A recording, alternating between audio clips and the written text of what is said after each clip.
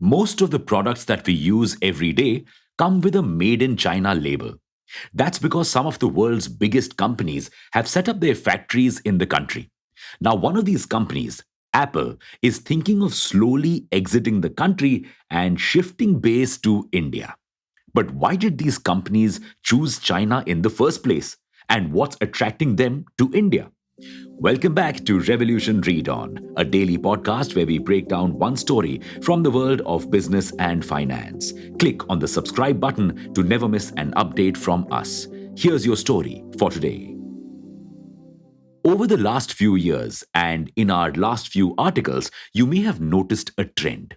China is ahead of most countries in the world and giving tough competition even to the US in many aspects, all thanks to its immense focus on innovation and tech in the past few years.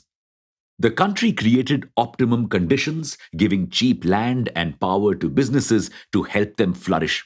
And those bets have now paid off.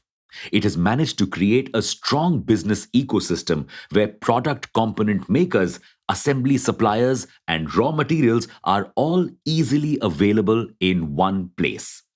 Plus, as the world's most populated country, it has no dearth of cheap labor. For instance, the average pay in China is approximately $3.16 per hour as compared to $7.25 in the US. Also, the country doesn't really have pesky labor or environmental laws. Although this attitude doesn't seem sustainable, it is the perfect recipe for setting up a factory for cheap. So, the world's biggest profit makers flocked there to further boost their profits. Then, why leave the country? Just because of a few temporary lockdowns? Well, for starters, these aren't just any normal lockdowns. They are costing the country $46 billion dollars a month. $28 billion dollars has just been lost in trade, impacting companies like Apple. Plus, these lockdowns go against Apple's supply chain model. The company treats its inventory like dairy. The fresher, the better. It doesn't keep huge stocks as they lose 1 to 2% of their value each week. Their model stops working if the flow of inventory stops, and Apple cannot afford shortages.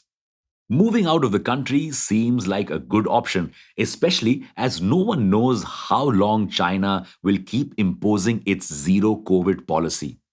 Moreover, China's ongoing trade war with the US has also made working in China a politically tense situation. The country's mistreatment of Uyghur Muslims, a minority group which has supposedly been forced into concentration camps by the government, also makes working in China a PR nightmare for companies. To top it all off, China has imposed strict data privatization rules, which require most data to be stored in the country. And its cheap labor is also getting more expensive.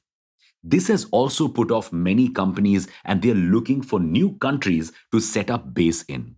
And China's loss is India's gain.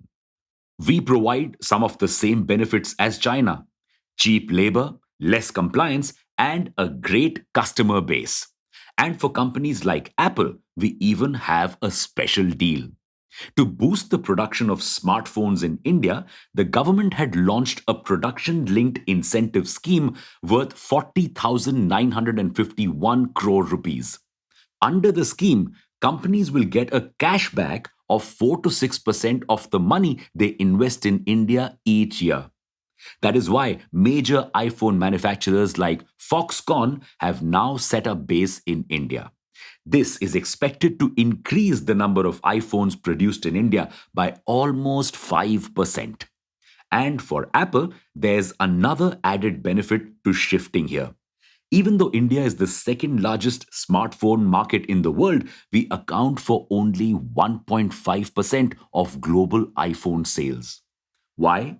Because the 22.5% import duty charged on these phones put them out of our budget. However, if cheaper made in India iPhones are available, more people may buy them. So, a win win situation, right? And Apple's move may also convince other major companies to shift base here, giving a major boost to our employment rate and our economy. However, our perpetual power shortage issues and our own upcoming data privatization rules may become a roadblock to our dream to become the world's factory. Well, that's your story for today. Thanks for listening in. Make sure to follow this podcast if you aren't already. We'll be back tomorrow.